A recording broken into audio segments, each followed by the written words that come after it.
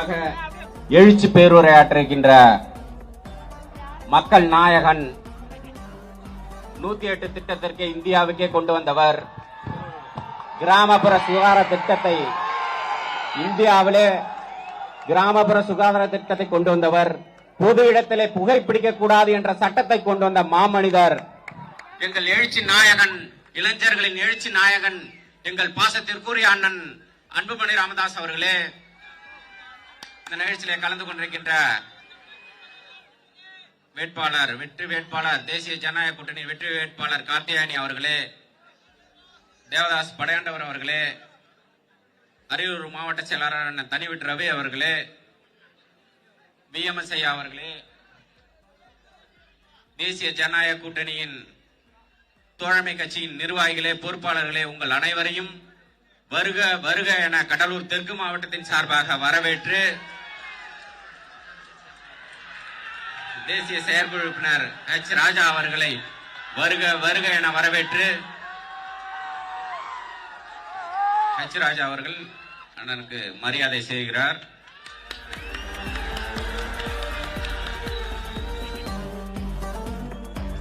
கொஞ்சம் தம்பிகளா இறங்கி கிடைச்சலாம்.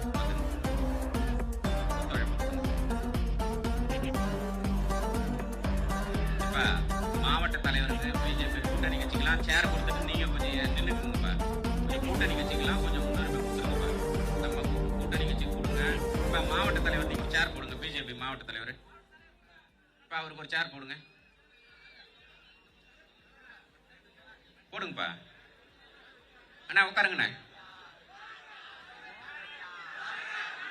பொதுவாக சிதம்பரம் காட்டுமன்னார் கோயில் பூனேரி என்றால் அது பாட்டாளி மக்கள் கட்சியின் கோட்டை.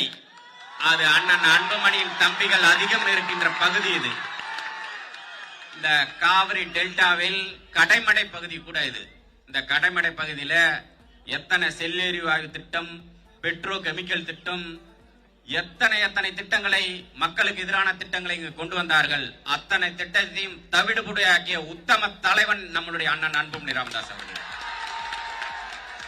பொதுவா எல்லாம் தேர்தல் நேரத்துல தான் வருவாங்க. இந்த மாவட்டத்தை பொறுத்தளவுல, கடலூர் மாவட்டத்தை பொறுத்தளவுல எல்லா பிரச்சனைக்கும் களத்துல வந்து நின்ன ஒரே தலைவன் எங்கள் அண்ணன் அன்புமணி ராமதாஸ் அவர்கள் தான். ஒரு பிரச்சனையா, 2 பிரச்சனையா, NLCக்காக எத்தனை பிரச்சனை. இன்னைக்கு சேத்தியாத்தோப்பு பாளையங்கோட்டை புது ப்ராஜெக்டை பிளாக் பண்ண வச்சது எங்க அண்ணன் அன்புமணி ராமதாஸ் அவர்கள். வேற யாரும் இல்ல. அதற்காக வேற யாரும் போராடல. அப்படியாப்பட்ட உன்னத தலைவர் நமக்காக இன்று தாமரை சின்னத்திற்கு வாக்களிக்க, ஓட்டு கேட்க வந்திருக்கிறார். மக்கள் பிரச்சனைக்காக தான் இந்த வருடங்கள்ல மட்டும் கடலூர் மாவட்டத்துக்கு 10 முறை வந்திருக்கிறார். அது நம்ம மாவட்டத்தில் மட்டும் 7 முறை வந்திருக்கார். மக்கள் பிரச்சனைக்காக ஒரே ஒரு முறை உங்கள்கிட்ட வாக்கு கேட்க வந்திருக்கார். நம்முடைய இப்ப நேத்தி பார்த்தா எடப்பாடி பொங்குறார், துரோகம் செஞ்சிட்டோம்னு. யாரு எங்க அண்ணனை பார்த்து என்னடா துரோகம் செஞ்சிட்டோம் நீ சொல்ற? நீ எங்களுக்கு செய்த துரோகத்தை விடவா? நீ முதல்ல இடஒதுக்கீடு 20% கொடுக்கும் போது 3 ஏன் பிரிச்சு கொடுத்த? அத 10.5ன்னு ஜனார்த்தன கமிட்டிக்கு சொன்ன பரிந்துரை நீ கடைபிடிச்சிருந்தா இன்னைக்கு அது சுப்ரீம் கோர்ட்ல நின்றுக்கும். நீ எங்க அண்ணனை பார்த்து துரோகம் பண்ணிட்ட. நீனு உன்னுடைய வரலாறு என்ன? நீ கீழே காலில் முட்டி போட்டு போய் பதவி வாங்கின. நீ என்ன பண்ண? இன்னொன்னு, நீங்க பிச்சை போட்டீங்களா எங்களுக்கு? நாங்க உங்களுக்கு முதலமைச்சர் பதவியை பிச்சை போட்டோம்டா. அன்னைக்கு 9 சட்டமன்ற உறுப்பினர்கள் தேவை உனக்கு.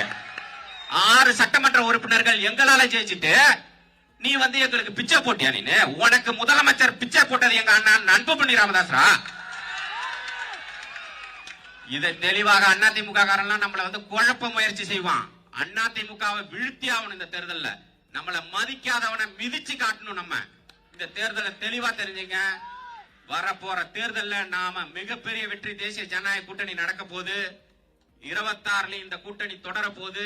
நம்முடைய அண்ணன் அன்புமணி ராமதாஸ் அவர்கள் தமிழகத்தின் முதலமைச்சராக வர போறாரு.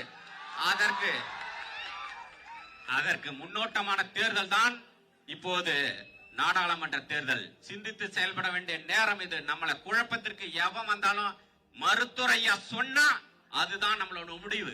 நமக்குள்ள 1000 கருத்து இருக்கும், கருத்து வேறுபாடுகள் இருக்கும். மருத்துவரையா ஒண்ணு சொல்லிட்டா, எங்க அண்ணன் அன்புமணி ஒரு வார்த்தை சொல்லிட்டா அதுதான் எங்களுக்கு வேத வாக்கு, அதுதான் நடைமுறைப்படுத்தும் என்பதை சொல்லி முடிக்கிறேன். நன்றி. அடுத்தபடியாக வெற்றி வேட்பாளர் கார்த்தியானி அவர்கள் கருத்துரை.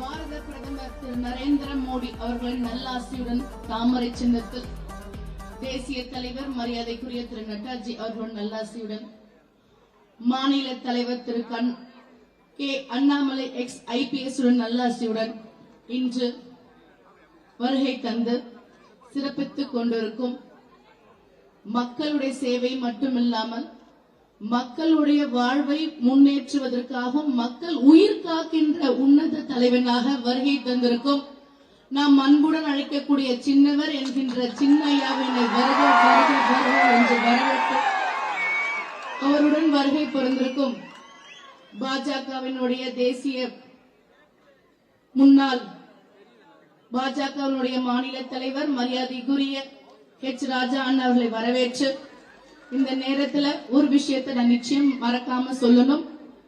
விசுவாசத்திற்காக வாழ்ந்து தன் உயிரினை தியாகம் செய்து மக்களுடைய எழுச்சிக்காக மக்களுடைய வளர்ச்சிக்காக சமுதாயத்தின் தலை நிமிர்வதற்காக வாழ்ந்து மறந்திருக்கும் மாவீரன் காடுவெட்டி குரு இந்த நேரத்தில் நினைவு கூர்ந்த வணக்கத்தினை தெரிவித்துக் கொண்டு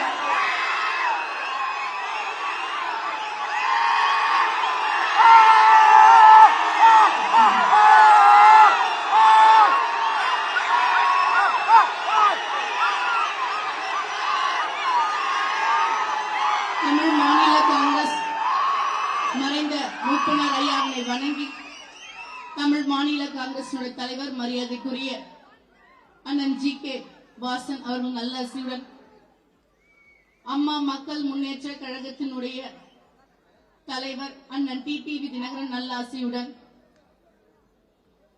OPS முன்னாள் முதலமைச்சர் அவருடைய நல்லாசியுடன் ஐயா IJK தலைவர் பாரிவேந்தர் ஐயாவின் நல்லாசியுடன் புதிய நீதி கட்சி அண்ணன் AC சண்முகம் அவர்களின் நல்லாசியுடன் அண்ணன் ஜான் பாண்டியன் அவர்களின் நல்லாசியுடன் யாதாவின் விடுவெளியாக வாழ்ந்து கொண்டிருக்கும் அண்ணன் நல்லாசியுடன் இந்த நேரத்தில் உங்களுடைய சேவைக்காக உங்களுக்காக உங்களுடைய வளர்ச்சிக்காக நம் சிதம்பரம் பாராளுமன்றத்தில் தாமரை சின்னத்தில் பா கார்த்தியானி என்னும் நான் இதோ உங்கள் மேடையில் உங்களுடைய முன்னதாக என்னுடைய வாக்குறுதிகளாக இதோ உங்களிடத்தில் முதலாவதாக நான் மருத்துவர் ஐயா அவருக்கு பெரியவருக்கு நான் நன்றி சொல்ல கடன்பட்டிருக்கிறேன்.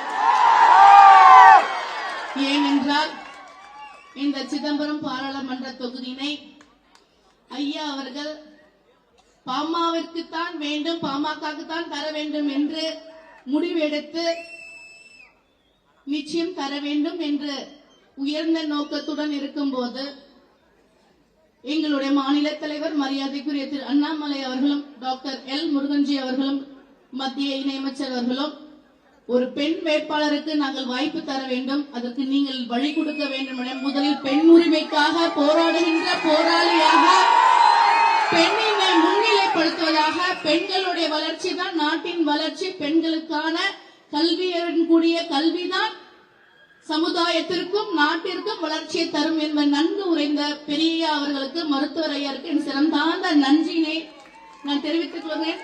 சின்னவர் ஐயா அவருக்கும் என் நன்றினை நான் தெரிவித்துக் கொள்கின்றேன். சிதம்பரம் பாராளுமன்றாலே ஆன்மீக பூமி. ஆனால் இதற்கு முன்பதாக ஒரு விஷயத்தை நான் நினைவில் நிறுத்திக் கொள்ள வேண்டும். 10 ஆண்டுகளாக வாய்ப்பினை தருந்தும் 2 முறை வாய்ப்பினை கொடுத்தும் எந்த ஒரு மாற்றத்திற்கும் துரும்பினையும் கிள்ளி போடாதவர்களுக்கா, இல்லை தொகுதியின் வளர்ச்சிக்காக எந்த ஒரு செயல் திட்டங்களையும் குரல் கொடுக்காத ஒரு நபருக்கா, இல்லை சமுதாய போர்வினை தேர்தல் நேரத்தில் மட்டும் போத்திக் கொண்டு மற்ற நேரத்தில் தொகுதிக்கு என்ற ஒரு நல்ல செயல்களும் செய்யாத ஒரு நபருக்கா இந்த தேர்தல் என்றால் நான் கூறுகின்றேன், இந்த தேர்தல் தமிழக மக்கள் அனைவரும் தலை நிமிர்வதற்கான தேர்தல். ஒரு சமுதாயத்திற்காக மட்டுமே குறுகிய வட்டம் போட்டு பேசுறாங்க. ஆனா நம்மளுடைய பெரிய ஐயா ஒரு குறுகிய வட்டத்திற்குள் அடங்குகின்றார்கள். அந்த குறுகிய வட்டம் அது கிடையாது. தமிழனுடைய நலன், தமிழனுடைய வளர்ச்சி, தமிழன் தலை நிமிர வேண்டும் என்பது உன்னத கொள்கை உடையவர் தான் நம்மளுடைய பெரியய்யா. பாட்டாளி மக்கள் கட்சியோட தாரக மந்திரம் அதுதான். ஆனா இன்னைக்கு ஒரே ஒரு இடத்துல சின்ன சின்ன புள்ளிகளை வச்சு குறுகிய வட்டம் போடுகின்றார்கள். ஆனால் இந்த தேசிய ஜனநாயக கூட்டணி நிச்சயமாக மிகப்பெரிய சவுக்கடி 2 திராவிட கட்சிகளுக்கும் கொடுக்கப்படும். இந்த தேர்தல் 2026 நம்மளுடைய படையினையும் நம்மளுடைய உறுதியையும் நம்மளுடைய வெற்றி விழாவுக்கான தளம் காணுகின்ற தேர்தலாக அமைந்து கொண்டிருக்கிறது. என்னுடைய வாக்குறுதியாக சிதம்பரத்தில் முதலாவதாக செய்ய வேண்டிய வேலை, ஆன்மீக பூமியான சிதம்பரத்தில் தில்லை நடராஜ பெருமாளுக்கு ஏற்படுகின்ற அந்த தொல்லைகளிலிருந்து முதல் கையெழுத்து செய்கின்றேன். நிச்சயமாக தில்லை நடராஜருக்கு எந்த ஒரு கட்டுப்பாடும் HRNC மூலமாக உள்ளே வராது என்பதை இந்த நேரத்தில் தெரிவித்துக் கொள்கிறேன். அதே மாதிரியாக இந்த இடத்தில் மருத்துவரையா சின்னவர் இருக்கும்போது சால சிறந்தது என்னுடைய வாக்குறுதியாக ஜிப்பருக்கு இணையாக மருத்துவ கல்லூரியும் மருத்துவமனையும் இந்த இடத்தில் நான் கொண்டு வந்து சேர்ப்பேன்.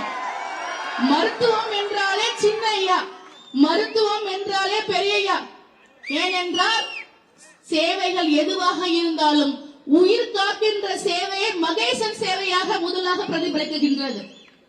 அதே போலதான் இந்த பகுதியில சிதம்பரம் டு விழுப்புரத்துக்கு இரட்டை ரயில் தடம் அமைத்து சிதம்பரத்தில் ஜங்ஷன் கொண்டு வரப்படும். ஏனென்றால் வியாபார தலமாக இருந்தாலும் சரி, அதே மாதிரி நம்மளுடைய பகுதி முழுக்க ஆன்மீக பூமியாகவும் வியாபார பெருமக்கள் மற்றும் விவசாயம் சார்ந்த பகுதியாக உள்ளதால் இந்த இடத்தில் கட்டாயமாக மத்திய அரசுடன் பேசி பாரத பிரதமர் திரு நரேந்திர மோடி அவர்கள் உங்கள் மூலமாக தாமரை சின்னத்தில் வாய்ப்பளித்து எனக்கு வெற்றியை தரும் பட்சத்தில் உடனடியாக உங்களுக்கு இந்த சேவையை செய்ய காத்துக் கொண்டிருக்கிறேன்.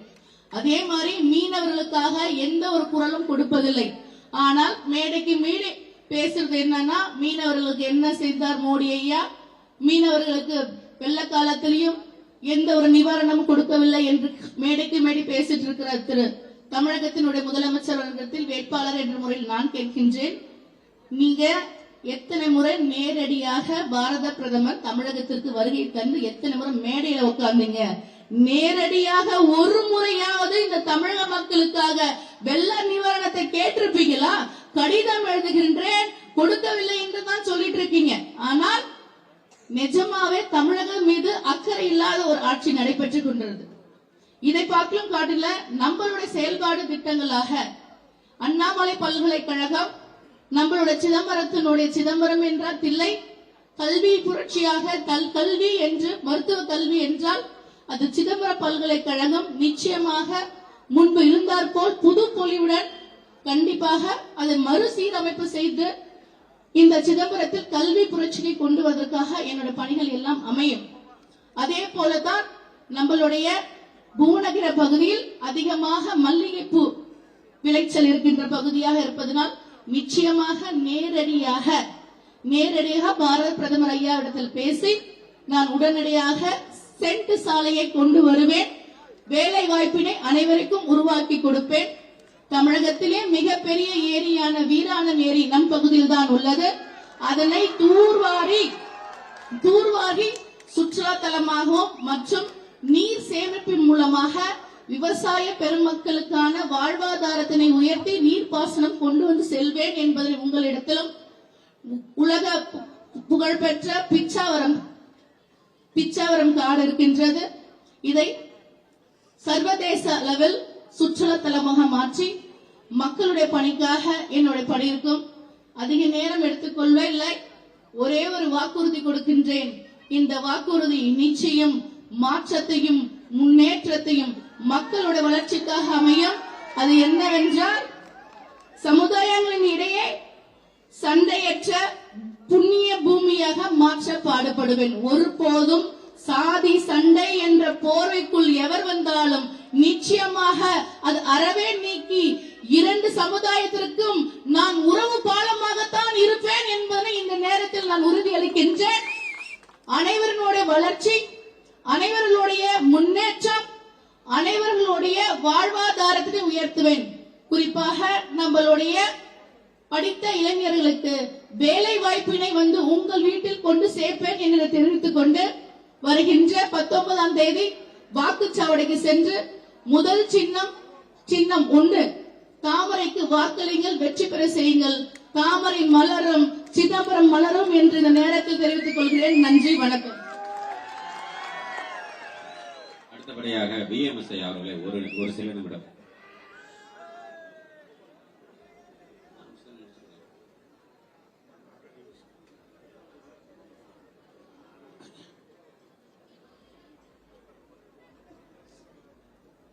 சின்னையா அவர்களை வணங்கி பிஜேபியினுடைய முன்னாள் மாநில தலைவர் ராஜா அவர்களையும் மற்றும் இங்கு கூடியிருக்கின்ற ஜனநாயக முற்போக்கு கூட்டணியினுடைய தோழர்களுக்கும் வந்திருக்கின்ற பெரியோர்களுக்கும் தாய்மாருக்கும் இளைஞர்களுக்கும் முதற்கண் நன்றியும் வணக்கத்தையும் தெரிவித்துக் கொள்கிறேன். மத்திய அமைச்சரவையில் நம்ம பாட்டாளி மக்கள் கட்சியின் சார்பில் ஐயா வேலு அவர்கள் ரயில்வே அமைச்சராக இருந்தார்கள். அவர்கள் கடைசி நேரத்தில் விஎம்எஸ் நான் சிதம்பரத்தில் உங்களுக்கு சொந்தக்காரன், அண்ணாமலை பல்கலைக்கழகத்தில் இருந்த பாட்டினி சீனிவாசன் அவர்களுடைய பெண்ணைக்கு திருமணம் பண்ணவர் அண்ணாமலை நகர் தான் அவர் மாமனார் வீடு. அதனால நான் சிதம்பரத்துக்கு ஒரு பெரிய திட்டம் ஏதாவது செய்யணும், என்ன செய்யணும்னு கேட்டார். நான் உடனடியா சொன்னேன், சிதம்பரம் டு அரியலூர் ரயில்வே திட்டத்தை நீங்க செய்யணும் அப்படின்னு சொன்னேன். உடனே பட்ஜெட் போட போகுது, கடைசி பட்ஜெட் அதான். உடனே கூப்பிட்டு எப்படி எந்தெந்த ஊரு, எப்படி எவ்வளவு தூரம், அங்க என்னென்ன திட்டங்கள் இருக்குன்னு சொன்னாங்க. உடனே நான் சொன்னேன், சிதம்பரம், காட்டுமன்னார்குடி, மீன் சுருட்டி, கங்கை கொண்ட சோழபுரம், ஜெயங்கொண்டம், உடையார்பாளையம், அரியலூர் அப்படின்னு சொன்னேன். சரி என்று கேட்டுக்கொண்டு அவர்கள் இங்கெல்லாம் என்னென்ன கிடைக்குதுன்னாங்க. அரியலூர் பக்கத்துல, ஜெயங்கொண்டம் பக்கத்துல சிமெண்ட் சுண்ணாம்பு கற்கள் ஏற்றுமதி ஆகுது. அது மாதிரி சிதம்பரத்தில் இது மாதிரிலாம் இருக்கு. உடையார்பாளையம் இதெல்லாம் சுற்றுலா தலம் சிதம்பரம்லாம் இருக்கு. அதனால இந்த திட்டத்தை கொண்டு வர வேண்டும் என்று கேட்டேன். உடனே அவங்க சிதம்பரத்தில் இந்த திட்டத்தை இதுல கொண்டு வந்து பட்ஜெட்லயே பணம் ஒதுக்கி இருக்கிறாங்க. காத்தியாயினி அவர்களே நீங்க கவனிக்கணும்.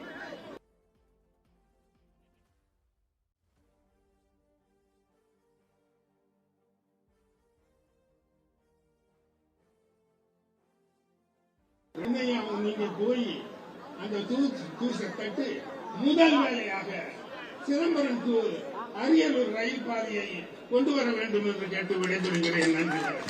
அடுத்தபடியாக மரியாதைக்குரிய அண்ணன் பிச்சைராஜா அவர்கள் உரையாற்றுவார்.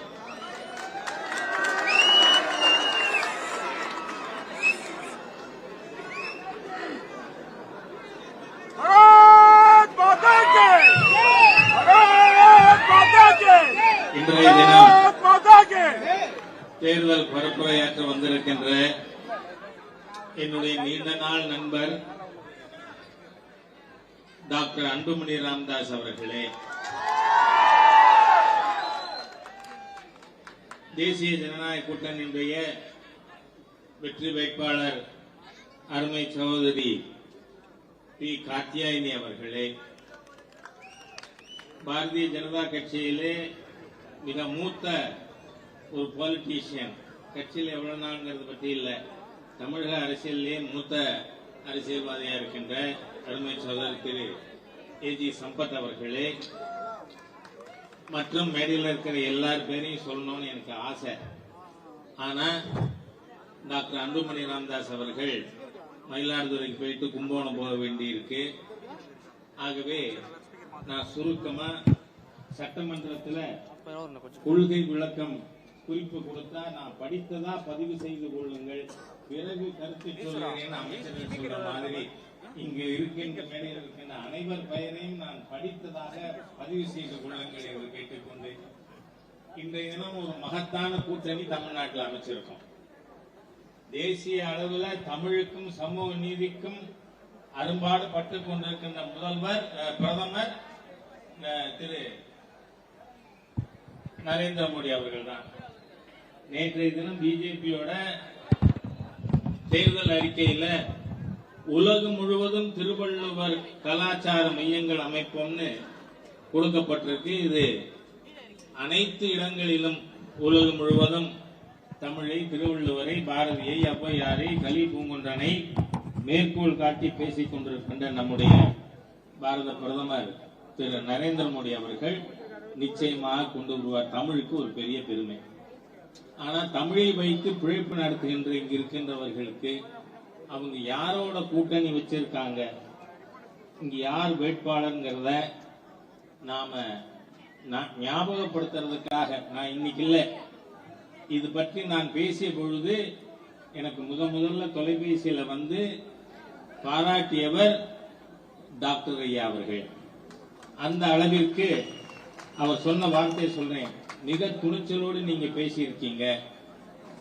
இந்த மாதிரியான துணிச்சல் உள்ள அரசியல்வாதி தான் தமிழகத்திற்கு தேவைன்னு சொல்லி எப்போ பல ஆண்டுகளுக்கு முன்னாடி, அது என்ன, இந்த நாட்டுல மாண்புமிகு பிரதமர் அவருடைய கோஷமா என்ன வச்சிருக்காரு, சப்கா சாத் சப்கா விகாஸ். அர்த்தம் என்ன, அனைவரோடும் சேர்ந்து அனைவருக்குமான மேம்பாடு. இதுல யாரையும் விட்டு பார்க்கறதுங்கிறது அது ஒரு அரசியல் கட்சிக்கு, அரசியல் தலைவருக்கு, அரசாங்கத்திற்கு அழகில்லை. அதனால தயவு செய்து ஞாபகம் வைத்துக் கொள்வோம், சரக்கு மிடுக்கு பேச்சை மறப்போமா, அந்த பேச்சை மன்னிப்போமா? மன்னிக்க முடியாது. ஏனென்றால் குறிப்பிட்ட சமுதாயங்களை, பெண்களை இழிவாக பேசுவது, இவர்கள் ஒரு சிலருக்காக அரசியல் நடத்துவதுங்கிறது நம்மோட அரசியல் இல்லை. அதனாலதான் நாம எல்லாரும் விரும்பினோம். ஏற்கனவே கூட்டணியில் இருக்கின்ற டாக்டர் ஐயா அவர்கள் இந்த கூட்டணியில நம்மோடு இருக்கணும், பயணிக்கணும்.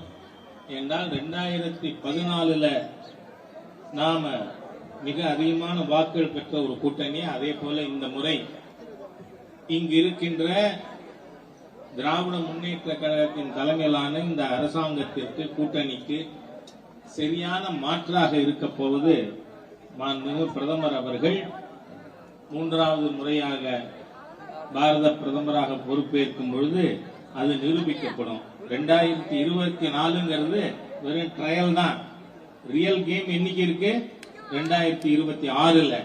2026 தமிழகத்தில் இதே தேசிய ஜனநாயக கூட்டணி ஆட்சி பொறுப்புக்கு வருவதை நாம பார்க்க போகிறோம். அதனால நீங்க நம்முடைய கலாச்சாரம், பண்பாடு, தேசியம், சமூக நீதி, தமிழ் மொழி ஆகியவற்றின் மேம்பாட்டிற்காக, வளர்ச்சிக்காக நீங்கள் அனைவரும் இன்று நம்முடைய கூட்டணியிலே போட்டியிடுகின்ற சகோதரி கார்த்தியாயினிக்கு தாமரை சின்னத்திலே வாக்களித்து வெற்றி பெற செய்ய வேண்டும்.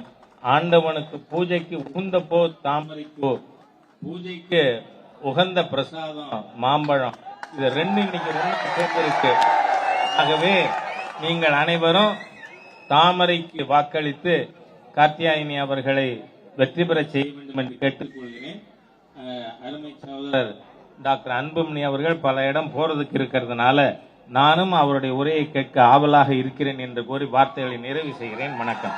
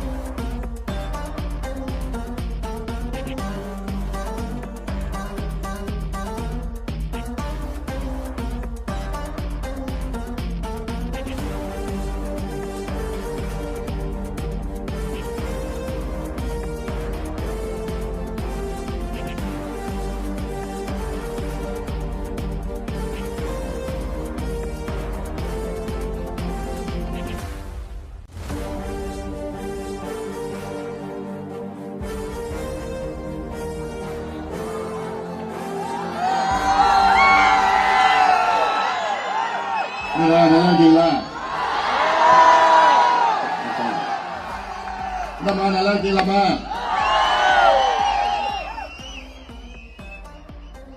நடைபெறுகின்ற மக்களவை தேர்தலில் தேசிய ஜனநாயக கூட்டணியின் சிதம்பரம் நாடாளுமன்ற தொகுதி வெற்றி வேட்பாளர் பாரதிய ஜனதா கட்சியின் சார்பில்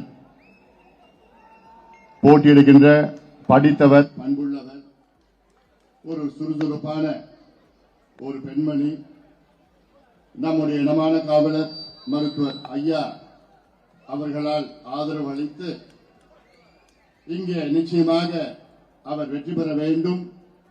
இதோ இரு கரங்களை கூப்பி எனக்கு ஒரு வாய்ப்பு தாருங்கள் என்று இங்கே நம் முன் நின்று கொண்டிருக்கின்ற மரியாதைக்குரிய திரு பி கார்த்தியாயினி அவர்களை நீங்கள் எல்லோரும் ஆதரவு அளித்து தாமரை சின்னத்தில் வாக்களித்து அவரை வெற்றி பெற செய்யுமாறு உங்கள் எல்லோரையும் பணிவோடு பாசத்தோடு கேட்டுக் கொள்கின்றோம். நம்முடைய காடு வெட்டியார் இருந்திருந்தால்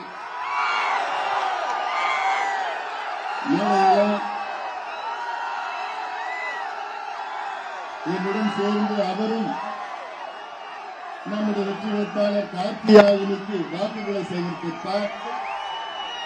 அந்த வகையில்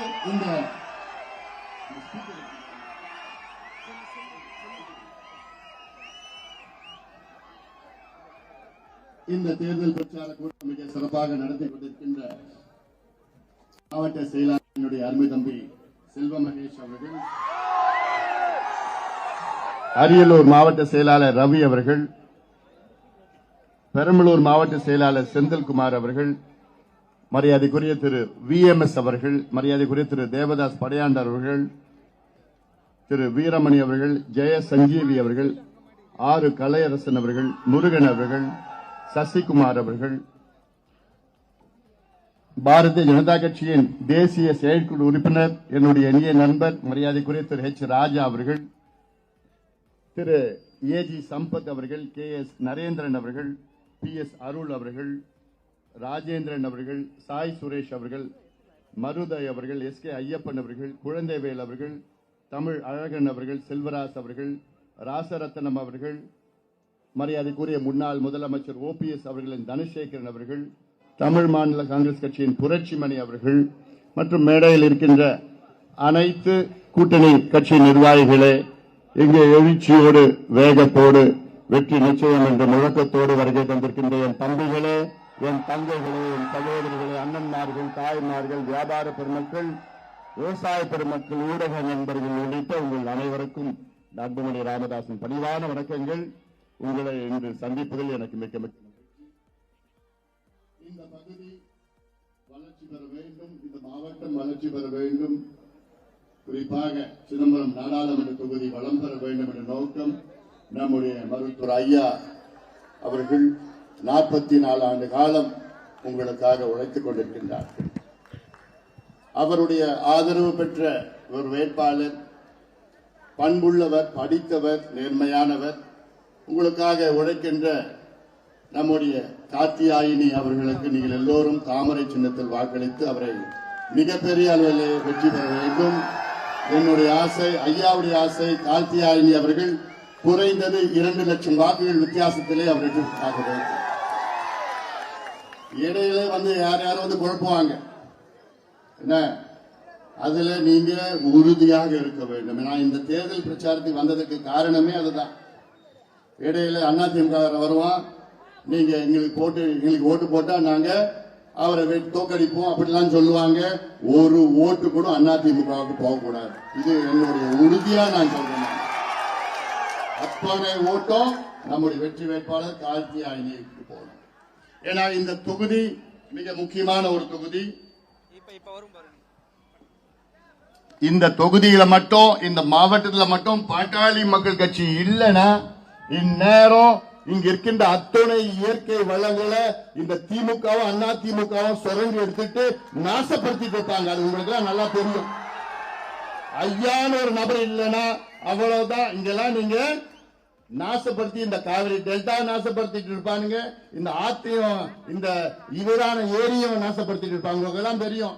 இதே திமுக ஆட்சியில 2008 இங்க பெட்ரோ கெமிக்கல் மண்டலம்னு ஒண்ணு அறிவிச்சாங்க. ஞாபகம் இல்லையா? 45 கிராமம். அதுல சிதம்பரம் இந்த பகுதியில் 25 கிராமம். அந்த மயிலாடுதுறை மாவட்டத்தில் 20 கிராமம், 45 கிராமம் பெட்ரோ கெமிக்கல் மண்டலம் 80,000 கோடி ரூபாய் ஒதுக்கீடுன்னு சொல்லி நாகார்ஜுனா கம்பெனிக்கு ஒதுக்கீடு பண்ணிட்டான். அதன் பிறகு நான் வந்த உங்ககிட்ட ஒவ்வொரு ஊரா வந்த, கிராமமா வந்த, துண்டு பிரசுரம் கொடுத்தேன், போராட்டம் பண்ண. அதன் பிறகு எடப்பாடி பழனிசாமி முதலமைச்சரா வந்த நேரத்தில் அவர்கிட்ட போய் நான் சொன்னேன், இங்க பாருங்க, அதை மட்டும் நீங்க அனுமதி கொடுத்தீங்க, அதுக்கு பிறகு நீங்க யாரும் அந்த மண்ணுல உள்ள வர முடியாதுன்னு சொன்னேன் நான். அதன் பிறகுதான் அந்த அனுமதி ரத்து செஞ்சிருக்கிறாங்க. இல்ல 45 கிராம பெட்ரோ கெமிக்கல் மண்டலம் என்னன்னு தெரியும்ல, இந்த சிதம்பரம் பகுதியில் நகரத்தில் ஒருத்தரோட வாழ்ந்திருக்க முடியாது. இதெல்லாம் சிந்திக்க வேண்டும். திமுக துடிச்சிட்டு இருக்கிறாங்க மறுபடியும் இதை கொண்டு வரத்திற்கு. அது மட்டுமில்ல, வீராண ஏரி அது சுத்தி இருக்கிற பகுதி, பாட்டாளி மக்கள் கட்சி இல்லனா இந்நேரம் என்எல்சி நிலச்சுரங்கம் 3 சுரங்கம் இந்த பகுதியில் வந்திருக்கும். இது நீ மக்களுக்கு தெரியணும். ஏதோ சும்மா விளம்பரத்துக்கு நாங்க பண்றது, அரசியல் பண்றது உங்களுக்கு நல்லா தெரியும். அதில் இந்த தொகுதியினுடைய நாடாளுமன்ற உறுப்பினர் திருமாவளவன் அவர்கள் இந்த தொகுதிக்கு ஏதாவது ஒன்று செஞ்சிருக்கிறாரா? ஏதாவது ஒரு துரும்பு கிள்ளி போட்டிருக்கிறாரா? இந்த வந்த பிரச்சனைகளுக்கு ஏதாவது ஒரு தீர்வு கொண்டு வந்திருக்கிறாரா? வீராண ஏரி தமிழ்நாட்டில் மிகப்பெரிய ஏரி, கிட்டத்தட்ட 1.5 TMC கொள்ளளவு கொண்ட ஏரி. அது இன்னைக்கு வரைக்கும் தூர்வாரப்பட்டிருக்கிறதா? அது மட்டுமில்ல, அது சுத்தி இருக்கிற பகுதியில் பாளையங்கோட்டை நிலக்கரி திட்டம்னு ஒண்ணு கொண்டு வந்தாங்க. அப்ப முதல் குரல் கொடுத்தவன் யாரு? இந்த அன்புமணி ராமதாஸ் தான் குரல் கொடுத்த அந்த பகுதியை தடுத்து நிறுத்தி இருக்கு. அப்ப இவர் ஏதாவது வாயை திறந்தாரா? இன்னைக்கு திமுக கூட்டணி தமிழ்நாட்டிற்கும் தமிழர்களுக்கும் துரோகம் செய்து கொண்டிருக்கிறது. காவேரி பிரச்சனையிலிருந்து கச்சத்தீவு பிரச்சனை வரைக்கும் இந்த திமுக கூட்டணி தமிழ்நாட்டுக்கு துரோகம் செய்திருக்கிறது. அதற்கு உடனதான் இந்த திருமாவளவன். இது இந்த தேர்தல் ஏதோ 2 ஜாதி பிரச்சனை கிடையாது, இது 2 சமுதாய பிரச்சனை கிடையாது. நம்ம கூட்டணி அவங்க கூட்டணி வேற. இன்னொரு கூட்டணி இருக்கிறார் எடப்பாடி பழனிசாமி, அவர் கூட்டணி. அது கூட்டணியில் ஒரு கட்சி தான் இருக்குதுங்க. தேர்தல் முடிவு அதுவும் போயிடும். நம்ம துரோகம் பண்ணிட்டோம். யார் துரோகம் பண்றது? துரோகம்னா நமக்கு என்ன தெரியுமாடா? துரோகம் என்னன்னு தெரியுமாடா? மற்றவங்களை நம்மள தோல்ல சுமந்துட்டு இவங்கள முதலமைச்சர் ஆக்கணும், இவங்கள முதலமைச்சர் ஆக்கி மாத்தி ஆக்கிட்டு இருக்கிறோம். எங்களை பார்த்து துரோகின்னு சொல்றது உனக்கு என்னையா தகுதி இருக்கு? உனக்கு என்ன அது அருகதை இருக்கு? இந்த மண்ணுக்கும் மக்களுக்கும் உண்மையா உழைக்கின்றவன் நாங்கள் பாட்டாளிகள் தான். நாங்கள் பாட்டாளி, நெத்தியில வேறு சிந்துகிற பாட்டாளி. ஆனா இந்த திமுக வந்துதான் இந்த சமுதாயத்துக்கு பிரச்சனை, அந்த சமுதாயத்தை மூட்டி விட்டு அதை பிரச்சனை எப்படி பண்ணிட்டு தான் நடந்துட்டு இருக்கு. நான் மீண்டும் சொல்றேன், இது 2 சமுதாயத்திற்கான தேர்தல் கிடையாது, நம்ம சமுதாயத்து பிரச்சனைகள்லாம் கிடையாது, வளர்ச்சிக்கான தேர்தல் இது. இந்த தேர்தலில் நாம் வெற்றி பெற்றாக வேண்டும். காரணம், முக்கியமான காரணம் என்ன தெரியுமா?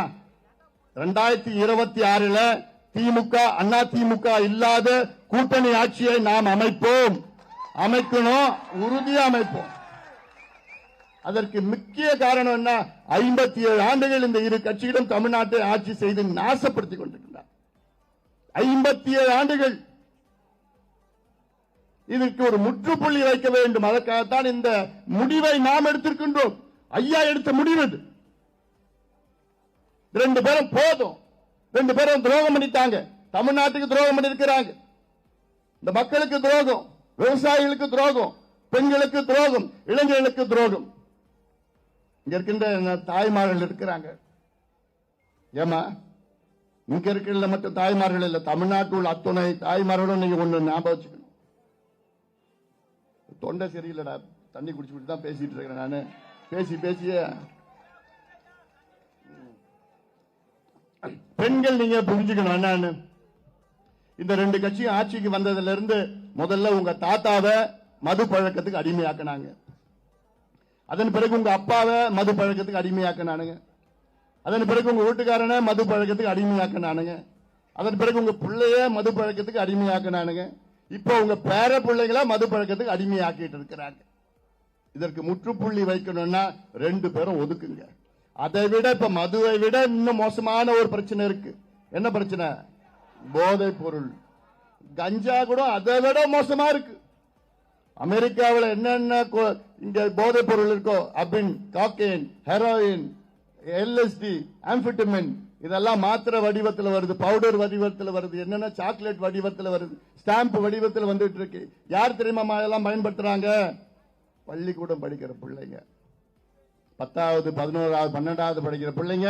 இன்னைக்கு தமிழ்நாட்டில் சரளமா இந்த போதைப் பொருள், தண்ணி மது குடிச்சிட்டு வந்தா வீட்டுக்கு வந்தா நாத்தடிக்கும். சரி, குடிச்சிட்டு வந்தான்னு தெரிஞ்சு போயிடும். ஆனா இந்த போதைப் பொருள் பயன்படுத்தினா நாத்தடிக்காது, ஒன்னும் தெரியாது, அவன் முகத்தை பார்த்தா சாதாரணமா இருக்கும். ஆனா ஒரு வருஷமா அவன் பயன்படுத்தினா அவனை மீட்டெடுக்க முடியாது. நான் டாக்டரா நான் சொல்றேன், எனக்கு தெரியும் என்ன நடக்குதுன்னு தெரியும். இத பத்தி எந்த கவலையும் இல்லாத ஒரு முதலமைச்சர் நீங்க பாத்திருக்கீங்களா? தமிழ்நாட்டில் இருக்க முதலமைச்சர் அதை பத்தி எந்த கவலையும் கிடையாது, எந்த சிந்தனையும் கிடையாது. ஆனா பக்கத்து தொகுதியில எங்க நம்ம கடலூர்ல நம்ம தங்கர் பச்சான் போட்டிடுறார், நம்ம சின்னத்துல. அவரு சாலை ஓரத்தில் ஒரு கிளி ஜோசியம் பார்த்துட்டு இருந்தார் ஒருத்தர். அவர்கிட்ட போய் கையை காமிச்சார் தங்கர் பச்சான், கொஞ்சம் பார்த்து சொல்லுங்க சாமி. அவர் தங்கர் பச்சானை பார்த்துட்டு, சாமி நீ ஜெயிச்சுட்ட, போ சாமி, நீ போ சாமி. அடுத்த நாள் பார்த்தா அந்த கிளி ஜோசியக்காரரை ஜெயில பிடிச்சு போடுறான். அந்த அளவுக்கு கூட இந்த திமுகவுக்கு சகிப்பு தன்மை கிடையாது. ஏயா, கிளி ஜோசியரை போய் ஜெயில போடுறிய, சாராயம் விற்கிறவன் வெளியில சுத்திட்டு இருக்கிறான், கள்ள கடத்தல் பண்றவன், கஞ்சா விற்கிறவன், போதைப் பொருள் விற்கிறவன் அவன் கூட நின்று போட்டோ எடுத்துட்டு இருக்கிறான். ஆனா கிளி ஜோசியம் பாக்குறவங்க செய்யாறுல பார்த்தா 7 விவசாயிகளை குண்டர் சட்டத்தில் போட்ட ஆட்சி தானே இந்த கொடுங்கோல் திமுக ஆட்சி. இதெல்லாம் என்னால மறக்க முடியல. உங்களுக்கு நீங்க மறந்துட்டீங்களா இல்லைன்னு தெரியல எனக்கு. ஏன்னா எங்க அப்பா அம்மாவுக்கு பிறகு விவசாயிகள் என்னுடைய கடவுளா நான் பாக்குறேன். இதெல்லாம இந்த விவசாய பூமி, இந்த பூமி என்ன? விவசாய மண், காவிரி டெல்டா மண், இந்த புனிதமான மண். இந்த மண்ணையும் மக்களையும் நாசப்படுத்திக் கொண்டிருக்கின்ற இந்த 2 கட்சிகளை ஓரங்கட்ட வேண்டும், ஒதுக்க வேண்டும். ஒதுக்குகின்ற நேரம் வந்துவிட்டது. இந்த தேர்தல் தான் சரியான நேரம். நான் எவ்வளவு காலமா பொறுத்துட்டு இருக்கிறேன், எவ்வளவு காலமா பொறுத்து. சரி, ஏதாவது நடக்கும், ஏதோ நடக்கும், ஒன்னும் நடக்கல. கொள்ளிடம் ஆறு ஓடுது, கொள்ளிடம் ஆத்து இந்த கரை இந்த மாவட்டத்தில் வருது, கடலூர் மாவட்டத்தில் அந்த கரை, மயிலாடுதுறை மாவட்டத்தில் கொஞ்சம் அந்த பக்கம் அரியலூர்ல வருது, கொஞ்சம் அந்த பக்கம் கும்பகோணம் மாவட்டம் வரணும், அது வேற. இப்போதைக்கு தஞ்சாவூர் மாவட்டத்தில் கொள்ளிடம் 110 கிலோமீட்டர் ஓடுது கொள்ளிடம் ஆறு.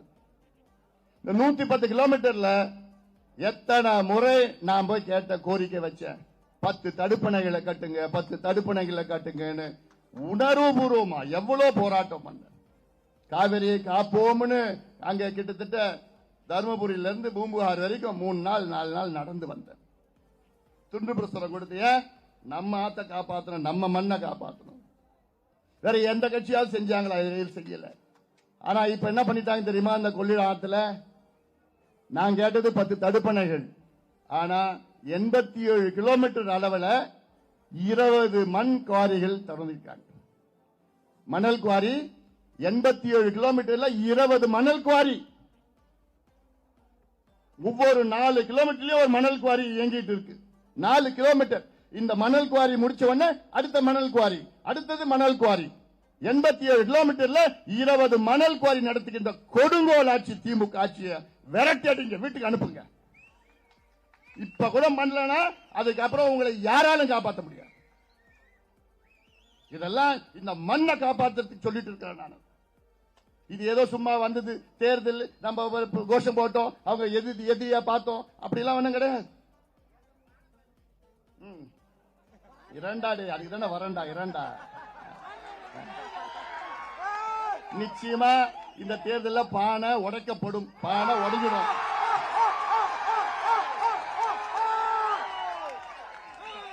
அதுக்கு தாண்டா நான் வந்திருக்கிறேன், பானையை உடைக்கிறது தாண்டா வந்திருக்கிறேன். இந்த தேர்தலில் பூவும் பழமும் ஒன்னா சேர்ந்து இருக்கு, தாமரை பூவும் மாம்பழமும் ஒன்னா சேர்ந்து இருக்கு. அதனால எல்லாம் இனி இந்த அத்துமீறு அடங்கமாறு அதெல்லாம் ஒன்றும் எடுபட போறது கிடையாது. நம்ம நடத்துகின்ற டீசன்ட் அண்ட் டெவலப்மெண்ட் பாலிடிக்ஸ். நான் உங்களுக்கு நல்ல வகையில உங்களை வழிநடத்துகின்றேன். இது என்னுடைய கடமை. குறிப்பா என் தம்பிகளை நல்ல வகையில வழிநடத்துவேன். என்னோட நோக்கம் என்ன? நீங்க எல்லாம் படிக்கணும், படிச்சுட்டு வேலைக்கு போகணும். அதுதானே ஐயா உங்களுக்காக இவ்வளவு காலமா போராடிட்டு வர்றாரு. அந்த கனவுயா எங்களுக்கெல்லாம், இதுக்கெல்லாம் கனவுயா. அதெல்லாம் நீங்க எல்லாம் நல்லா படிக்கணும் ஐயா, படிச்சுட்டு வேலைக்கு போகணும் ஐயா. அதுக்காக தானே இடஒதுக்கீடு போராட்டம் போராட்டம் போராட்டம், எவ்வளவு போராட்டம் பண்ணிருக்கோம். இந்த ரெண்டு கட்சியில நம்மளை ஏமாத்திட்டு இருக்கிறாங்க. எடப்பாடி ஏமாத்திட்டு விழுப்புரத்துல வந்து பேசுறாரு, நம்ம ஏமாத்திட்டு. என்ன ஒண்ணு என்ன நான் எழுதி கொடுத்துட்டோமா என் கட்சி உங்ககிட்ட? நீ யாரியா? உனக்கு ஏதாவது உணர்வு இருக்கா? சமூக நீதினா என்னன்னு தெரியுமா எடப்பாடி பழனிசாமிக்கு? கிலோவிடம் தெரியுமா அவருக்கு? இந்த ரெண்டு கட்சியும் தமிழ்நாட்டை வியாபாரம் செஞ்சுட்டு இருக்கிறாங்க. அதாவது இவங்க ரெண்டு பேரும் நிர்வாகம் செய்யல, நிர்வாகம் செய்யறதுக்கு தெரியாது இவங்களுக்கு. அட்மினிஸ்ட்ரேஷன் என்னன்னு இவங்க ரெண்டு பேருக்கு தெரியாது. Business, pure business. நான் கேட்கிறேன் திருமாவளவன் அவர்களே, நீங்க இருக்கிற கூட்டணியில உங்களுக்கு எங்க மரியாதை கிடைக்குதா? உங்களுக்கு முதல்ல நீங்க இருக்கிற கூட்டணியில சமூக நீதினா என்னன்னு அர்த்தம் உங்க கூட்டணிக்கு தெரியுமா? உங்க கூட்டணி தலைவர் ஸ்டாலின் இருக்கிறார், அவருக்கும் சமூக நீதிக்கு என்ன சம்பந்தம் இருக்கு? இல்ல அவர் புள்ள ஒருத்தர் இருக்கிறார், விளையாட்டு புள்ள, அவர் விளையாட்டு துறை விளையாட்டு புள்ளையா இருக்கிறார். சினிமால அதாவது மாமன்னன் நடிச்சா போதுமா? தாழ்த்தப்பட்ட சமுதாயத்துக்கு மரியாதை கொடுக்க தெரியுமா? தெரியாதா உங்களுக்குலாம்? இல்ல இல்ல நான் கேட்கிறேன், இன்னைக்கு தமிழ்நாட்டில் 34 அமைச்சர்கள் இருக்கிறாங்க. 34 அமைச்சர்கள், அது முதலமைச்சர் ஸ்டாலின் அவர்கள். அதுல 3 தாழ்த்தப்பட்ட சமுதாயத்தை பட்டியலினத்தை சார்ந்த 3 அமைச்சர்கள் இருக்கிறாங்க. இப்போ ஒவ்வொரு அமைச்சருக்கும் ஒரு புரோட்டோகால் இருக்கும். இப்போ முதல் அமைச்சருக்கு வந்து நம்பர் 1 புரோட்டோகால், 2வது அமைச்சர் துரைமுருகன், அவர் பொதுச் செயலர், 2வது புரோட்டோகால், 3வது ஏவா வேலுன்னு நினைக்கிறேன். அது மாதிரி ஒரு புரோட்டோகால் இருக்கு ஒவ்வொரு அமைச்சருக்கும். ஆனால் தாழ்த்தப்பட்ட சமுதாயத்தை சார்ந்த 3 அமைச்சர்களுக்கு என்ன புரோட்டோகால் தெரியுமா? 30வது இடத்துல சி.வி. கணேசன், இங்க ஒரு ஊர், அவரு திட்டக்குடி. அவர் வந்து எப்ப எதுல வர்றாரு? 30வது இடத்துல வர்றாரு. அடுத்தது 33வது இடத்துல அவரு என்ன வேந்தன், அவரு மதிவேந்தன். எவரு? 33வது இடத்துல மதிவேந்தன். அப்புறம் கடைசி இடத்துல 34வது இடத்துல கயல்விழி செல்வராஜ். 34வது இடத்துல. இதுதான் நீங்க மரியாதை கொடுக்கிறது? என்னமோ சமூக நீதி பத்தி பேசிட்டு இருக்கிற. 34 அமைச்சர்கள் கடைசி 4 இடத்துல நீங்க பட்டியலினத்தை சார்ந்தவர்களுக்கு நீங்க புரோட்டோகால் கொடுக்கறீங்க. நீ சமூக நீதி பத்தி பேசுறதுக்கு உனக்கு என்ன தைரியம்? உனக்கு என்ன அருகதை இருக்கு? நீ அந்த கூட்டணியில் தானே இருக்கிற, நீ கேட்க வேண்டியதானே? இன்னைக்கு வரைக்கும் வேங்க வயல் வாய் திறந்தியா? நான் திறந்த ஐயா பேசினாரு சம்பந்தமா. சமூக நீதினா இன்னைக்கு இந்தியாவிலே ஒரே தலைவர் மருத்துவர் ஐயா அவர்கள் மட்டும் தான், யாரும் கிடையாது, வேற யாருக்கும் தகுதி கிடையாது. எங்க ஐயா பேசுறது மட்டும் கிடையாது. இந்த தேர்தல் எடுத்துக்கோ, 10 தொகுதிகள், 10 நாடாளுமன்ற தொகுதியில நம்ம போட்டிடுறோம். அதுல 3 தொகுதிகள் பெண்கள், பெண் வேட்பாளர் 30% இடஒதுக்கீடு. 10 தொகுதியில 2 தொகுதி தாழ்த்தப்பட்ட சமுதாயத்துக்கு பட்டியலினத்திற்கு கொடுத்திருக்கோம். அதுல 20% இடஒதுக்கீடு. உண்மையான இடஒதுக்கீடு, இதுதான் உண்மையான சமூக நீதி. நீங்க பேசுறது வேற, செய்யறது வேற. என்ன பேசிட்டு இருக்கீங்க? பாட்டாளி மக்கள் கட்சி இன்னைக்கு இந்தியாவில், நான் தமிழ்நாட்டில் மட்டும் சொல்ல, இந்தியாவில் ஏதாவது ஒரு கட்சி சொல்லுங்க, அதனுடைய பொதுச் செயலாளர் பட்டியலினத்தை சார்ந்தவர் பொதுச் செயலாளர் கொடுக்கணும்னு அரசியல் சாசனத்தில் இருக்காயா? கான்ஸ்டிடியூஷன்ல இருக்காயா? பாட்டாளி மக்கள் கட்சி இருக்கு. நமக்கு கிடைச்ச முதல் அமைச்சர் பதவி யாரு கொடுத்தோம்? இந்த தொகுதி அப்போ சிதம்பரம் தொகுதியை சார்ந்த தலித் எழில்மலை கொடுத்தோம். அடுத்த அமைச்சர் யாரு கொடுத்தோம்? அதே தொகுதி, இந்த தொகுதியை சார்ந்த யாருக்கு? பொன்னுசாமி கொடுத்தோம்.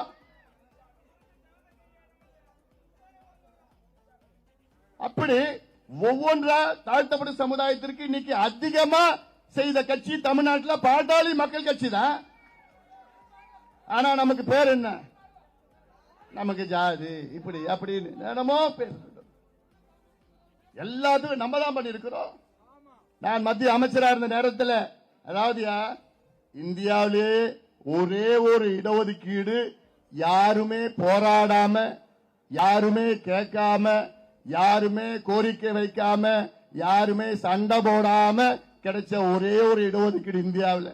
அது கொடுத்தது பாட்டாளி மக்கள் கட்சி. என்ன இடஒதுக்கீடு தெரியுமா?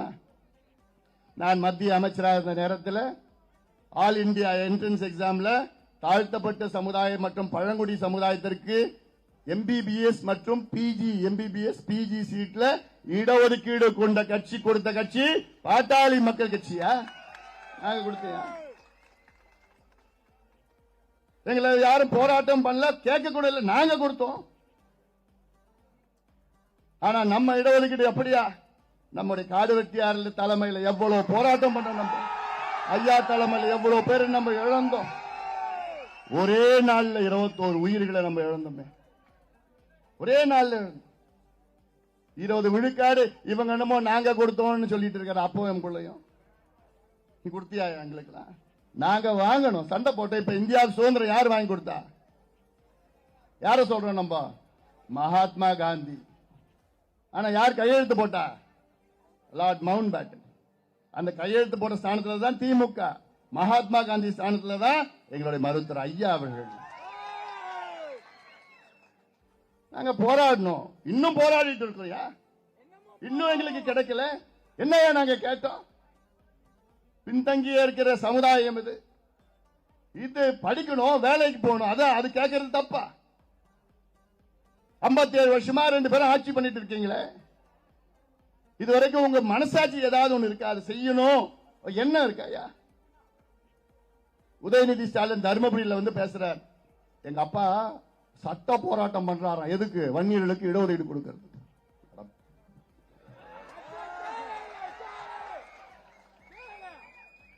எதுக்கு சட்ட போராட்டம் பண்ணணும்? என்ன சட்ட போராட்டம் உங்க அப்பா பண்ண போறாரு?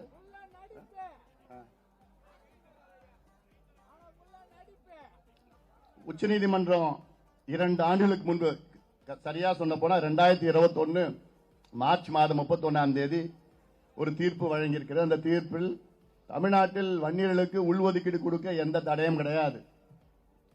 தமிழக அரசு தரவுகளை சேகரித்து நியாயப்படுத்தி கொடுங்கள், அவ்வளவுதான். ஜஸ்டிஃபை பண்ணுங்க, டேட்டா வச்சு ஜஸ்டிஃபை பண்ணுங்க சொல்லி 2 வருஷம் ஆகுது. அந்த தரவுகள் எங்க தெரியுமா இருக்குடா? எங்க இருக்கு? கம்ப்யூட்டர்ல இருக்கு. கம்ப்யூட்டர்ல இருக்கிறது டவுன்லோட் பண்ண எவ்வளவு நேரம் ஆகும்? 5 நிமிஷமா? எனக்கு 1 மணி நேரம் ஆகும்டா. ஸ்டாலினுக்கு எவ்வளவு நேரம் ஆகிட்டு இருக்க? 2 வருஷம் ஆயிட்டு இருக்கு. ஸ்டாலின் கிட்ட இருக்கிற கம்ப்யூட்டர் இன்னும் டவுன்லோட் ஆயிட்டு இருக்கான். 2 வருஷமா கம்ப்யூட்டர்ல டேட்டா இருக்கு. அந்த டேட்டா டவுன்லோட் பண்ணி இடஒதுக்கீடு கையெழுத்து போடுறதுக்கு இவங்களுக்கு மனசு கிடையாது, இனியும் மனசு வர போறது கிடையாது. அதனாலதான் நான் சொல்றேன், 2 கட்சியிலும் துரோகிகள். இந்த 2 கட்சியும் துரோகிகள், தமிழ்நாட்டுக்கு துரோகிகள், சமூக நீதிக்கு துரோகிகள். 2 பேரும் ஒதுக்குகின்ற காலம் வந்து விட்டது. அதுதான் இந்த தேர்தல். நீங்களா எங்களுக்கு கொடுக்க வேணாயா இடஒதுக்கீடு? எங்களுக்கு வேணாம், நாங்களே பார்த்துப்போம். 2026 நாங்க கையெழுத்து போட போறோம். நீங்க எதுவும் பண்ண வேண்டாம், எதையும் கிழிக்க வேண்டாம், நாங்க கையெழுத்து போட்டோம். போட்டலாமா? நீ முடிவு பண்ணா போட்டலாம்டா. தமிழ்நாட்டில் எல்லாமே முடிவு பண்ணுங்கடா, உறுதியா போடலாம். ஏடா எனக்கு இதுக்கு மேல கெஞ்ச முடியலடா, இவன் கிட்ட முடியலடா. ஏதாவது கொஞ்சம் இருந்தாலும் பரவாயில்ல. இல்லடா, 2 பேருக்குமே இல்லடா. அது 2 பேருமே என்னன்னு தெரியல, நிர்வாகம் என்னன்னு தெரியல, ஆட்சினா என்னன்னு தெரியல, 2 பேருக்கும் எந்த விவரமும் தெரியல. அப்படியே இருக்கிறாங்க 2 பேரும். அவங்க கிட்ட போய் ஐயா எங்களுக்கு இடஒதுக்கீடு கொடுங்கய்யா, ஐயா எங்களுக்கு சாதி வாரி கணக்கு நடத்துங்க, ஐயா ஒரு 500 டாஸ்மாக் கடையை மூடுங்கய்யா, ஐயா இந்த நீர் மேலாண்மைக்கு கொஞ்சம் ஒதுக்குங்கய்யா, இந்த தடுப்பணை கட்டுங்கன்னா அதெல்லாம் எந்த கர்மாந்திரம் 2 பேருக்கும் தெரியாது. 2 பேரும் தெரியாது. அதனாலதான் இந்த முடிவு எடுத்திருக்கிறோம். அதனாலதான் இந்த தேர்தலில் நம்ம கார்த்தியாயினி இங்க 2 லட்சம் வாக்குகள் வித்தியாசத்தில் வெற்றி பெறணும். காலத்தின் கட்டாயம். கடந்த நாடாளுமன்ற தேர்தலில் சிதம்பரம் நாடாளுமன்ற தொகுதி மக்கள் நீங்க ஒரு தவறை செய்திருக்கிறீர்கள். அந்த தவறை மீண்டும் செய்யாதீர்கள். தவறை மீண்டும் செய்யக்கூடாது. இது முக்கியமானது. அதெல்லாம் இந்த தேர்தல் நீங்க அவன் வருவான் இவன் வருவான் இப்படி பண்ணுவான் இது பண்ணுவான் அதெல்லாம் கொடுப்பானுங்க, அதெல்லாம் எதுவுமே பொருட்படுத்தக்கூடாது. எதுவுமே பொருட்படுத்தாத சூழ்ச்சி வச்சு பேசிட்டு இருப்பான். சரி குழந்தை வாங்கி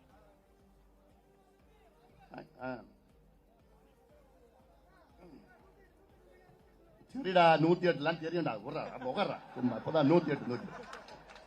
அதோட முக்கியமா இப்ப எவ்வளவு பிரச்சனை இருக்குது இப்ப இங்க இருக்குது அதெல்லாம் பார்க்கணும். இப்போ நான் கேட்கிறேன், ஸ்டாலின் அவர்களே, காங்கிரஸ் கர்நாடகாவில் காங்கிரஸ்ல சித்தராமையா முதலமைச்சர் சொல்றாரு, நாங்க என்னானாலும் சரி நாங்க மேகதாது அணையை கட்டியே தீருவோம் அப்படின்னு காங்கிரஸ் முதலமைச்சர் சித்தராமையா சொல்றாரு. இங்க இருக்கிற ஸ்டாலின் அவர்கள் இது வரைக்கும் ஏன் வாயை திறக்கல? ஏன் இதே திருமாவளவன் அவர்கள் ஏன் இன்னைக்கு வரைக்கும் வாயை திறக்கல? நீங்க எல்லாம் ஒரே கூட்டணியில தானே இருக்கிறீங்க, ஏன் வாயை திறக்கல? ஓட்டு பிச்சைக்காக வாயை திறக்க மாட்டீங்க நீங்க? இந்த ஓட்டு பிச்சைக்காக வாயை திறக்காம இருப்பீங்க நீங்க? அப்புறம் என்னையா நீங்க அரசியல் கட்சி நடத்துறீங்க? என்னையா நீங்க அரசியல் இருக்கிறீங்க? நீங்க ஒரு கொள்கை இருக்கணும். பாட்டாளி கட்சி எந்த தேர்தல் எந்த கட்சி எப்படி இருந்தாலும் எங்க கொள்கையில ஒரு எள்ளளவு நாங்க விட்டு கொடுக்க மாட்டோம். அதுதானே எங்க மருத்துவர் ஐயா பாட்டாளி மக்கள் கட்சி. எந்த கூட்டணியில் இருந்தாலும் எங்களுக்கு கவலையே இல்லை, தைரியமா நாங்க கேட்போம். அந்த தைரியம் எங்களுக்கு இருக்கிறது. ஆனா உங்களுக்கு ஐயோ ஓட்டு போட்டுற மாட்டாங்க அதனால வாய் திறக்க மாட்டீங்க. இங்க மீனவர்கள் பிரச்சனை இருக்கு. கச்சத்தீவை தாராவாத்து பிறகுதான் இங்க கிட்டத்தட்ட இன்னைக்கு வரைக்கும் எவ்வளவு மீனவர்கள் 800 மீனவர்கள் கொல்லப்பட்டிருக்கிறார்கள். 800 மீனவர்கள், 6100 மீனவர்கள் கைது செய்யப்பட்டிருக்கிறார்கள். 1200 படகுகள் அங்க வந்து பிடிச்சிட்டு நாசப்படுத்தின அந்த படகுகள் 1200 படகு. ஏன் காங்கிரஸும் திமுகவும் கச்சத்தீவா கொடுத்துட்டாங்க. இன்னைக்கு அது பிரதமர் சொன்னா அதுக்கு ஒரு குற்றம் கண்டுபிடிங்க. ஏன் உங்களுக்கு தான் வக்கீல் இல்ல? நாங்க சொல்லுவோம். எல்லாம் உங்களுக்கு பாத்தீங்கல்ல, சேலத்துல பிரதமர் அவர்கள் வந்து நேரா மேடையில் யார கைய பிடிச்சாரு? நம்ம ஐயா கைய பிடிச்சாரு. அதான் என் மரியாதை. கட்டி பிடிச்சாருல. இதுவரை ஏதோ மேடைக்கு மட்டும் இல்ல, நானும் ஐயாவும் பல முறை பிரதமரை பார்த்திருக்கிறோம். ஒவ்வொரு முறையும் அது மேடையில் இருந்தாலும் சரி அவர் வீட்டுக்குள்ள இருந்தாலும் சரி இப்படிதான் கட்டி பிடிச்சி ரொம்ப பாசமா இருப்பார். ஏன்னா பிரதமர் ஓபிசி, ஐயாவும் ஓபிசி. இது ஞாபகம் வச்சுங்க. இதெல்லாம் நீங்க மேடையில பேசுறார், பிரதமர் பேசுறார். என்னன்னு தேசிய ஜனநாயக கூட்டணி இந்தியாவிலே மிக மூத்த தலைவர் மருத்துவர் ஐயா என்று பேசுகிறார். ஐயாவுடைய அனுபவம், அன்புமணி ராமதாஸ் திறமை தமிழ்நாட்டுக்கு தேவை என்று பிரதமர் பேசுகின்றார் என்றால் அது நமக்கு தானே பெருமை, உங்களுக்கு தானே பெருமையா இதெல்லாம். ஆனா அதை ஒரு பக்கம் நினைச்சு பாருங்க, இன்னொரு பக்கம் எடப்பாடி பழனிசாமி நினைச்சு பாருங்க. நினைச்சு கூட பார்க்க முடியல என்னால. அதெல்லாம் நினைச்சு பார்க்கணும் நீங்க எல்லாம். அதனால இதெல்லாம் நினைச்சு பார்க்க வேண்டும், சிந்தித்து பாருங்க. இந்த பகுதிக்கு ஒரு இன்சார்ஜ் ஒருத்தர் இருக்கிறார், வேளாண் துறை அமைச்சர். அவருக்கும் வேளாண்மைக்கு சம்பந்தமே கிடையாது. அவர் ஹவுசிங் போர்டு அமைச்சரா பிளாட்டா போட்டு வித்து அதுக்கு தான் வேளாண் துறைக்கு உனக்கு என்னையா சம்பந்தம் இருக்கு? நீ இருக்கிற ஏரியா எல்லாம் அதெல்லாம் முதல்ல இருந்தா பண்ணிட்டு இருக்க. கர்நாடகா தர்மபுரி மாவட்டத்தில் வரகு அவ்வளோ விளையுது, 80,000 டன் வரகு அங்க விளையுது. அதை விட்டுட்டார், கர்நாடகாவில் போய் வரகு வாங்கி கொடுத்துக்கிறார்.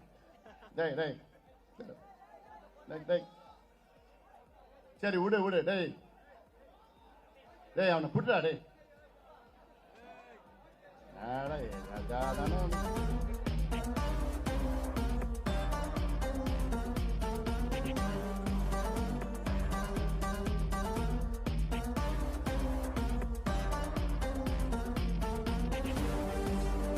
அங்க போய் வாங்கியிருக்கிறாங்க, வரகு வாங்கியிருக்கிறாங்க கர்நாடகாவில் போயிட்டு. ஏய் அவன் உட்கார வைடா அவரை தம்பி உட்கார.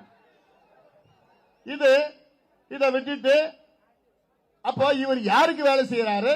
இவர் வேளாண் துறை அமைச்சர்னா யாருக்கு வேளாண் துறை அமைச்சர்? பேசாம எம்ஆர்கே பன்னீர்செல்வம் கர்நாடகாவில் போய் வேளாண் துறை அமைச்சரா வேலை செய்யலாங்க. பொங்கல் நேரத்தில் எங்க அதிகமா கரும்பு விளைச்சல்? பொங்கல் கரும்பு கடலூர் மாவட்டத்தில் தான், நம்ம மாவட்டத்தில் தான். இவங்க கரும்பு எங்க போய் வாங்கினானுங்க? ஆந்திராவில் போய் கரும்பு வாங்கிட்டு வைக்கிறாங்க. எவ்வளவு துரோகம் செஞ்சுட்டு இருக்கிறாங்க. இங்க விளைநிலங்களை எல்லாத்தையும் காலி பண்ணி மைன்ஸ் கொண்டு வராங்க, பெட்ரோகெமிக்கல் கொண்டு வராங்க, மீத்தேன் கொண்டு வராங்க, எல்லாம் கொண்டு வராங்க. இவனுங்க இன்னும் தொடர்ந்தாங்கன்னா நம்ம மண்ணையும் மக்களையும் அழிச்சிடுவானுங்க, ஒழிச்சிடுவானுங்க. அதனாலதான் நான் கேட்கிறேன், ஆத்த ஒழிச்சிட்டானுங்க, வீராணத்தை ஒழிக்க போறாங்க. இந்த பகுதி விளைநிலங்கள்ல அழிக்க காத்துட்டு இருக்கிறானுங்க. அதனால இதை சிந்தியுங்கள். பரங்கிப்பேட்டையில சைமா யாருக்கே வேணும்? அது யாருக்கே வேணும்? அங்க ஈரோடு திருப்பூர்ல இருந்து சாய கழிவுகளா அங்கிருந்து பைப்ல இருந்து எடுத்து வந்துட்டு இங்க இருந்து சுத்திகரிச்சு இங்க கடல் அனுப்புவாங்க. நம்ம என்ன இழிச்ச வேணலாம்? நமக்கெல்லாம் ஒண்ணும் கிடையாதா? அங்க இருந்து இங்க கழிவு மட்டும் எடுத்து வருவாங்களா? இங்க அதெல்லாம் சிந்தித்து பாருங்கள். நம்முடைய வள்ளலாறுல என்ன பண்ணானுங்க இவங்க? பசங்க அதுல போய் கை வைக்கிறானுங்க இவங்க.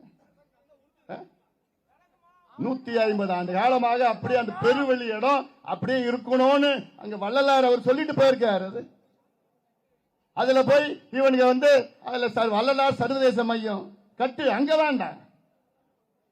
நீ வெளியில ஒரு 200 ஏக்கர் 500 ஏக்கர் எடுத்துட்டு போய் அங்க போய் கட்டிட்டு போ. நீ அங்க வடலூர் வெளியில கட்டு, சென்னையில கட்டு, உலகம் முழுவதும் கட்டு. ஆனால் வள்ளலார் வாழ்ந்த அந்த மண் 7 கதவை திறந்தா அந்த ஒளியை பார்க்கறதுக்கு 10-15 லட்சம் பேர் மாதம் அங்க கூடுறாங்களே. அவங்க எங்க நிற்பாங்க? அதெல்லாம் இதுல யார் இதுல கை வச்சாலும் உருப்படாம போவாங்க. அது மட்டும் எனக்கு தெரியும்.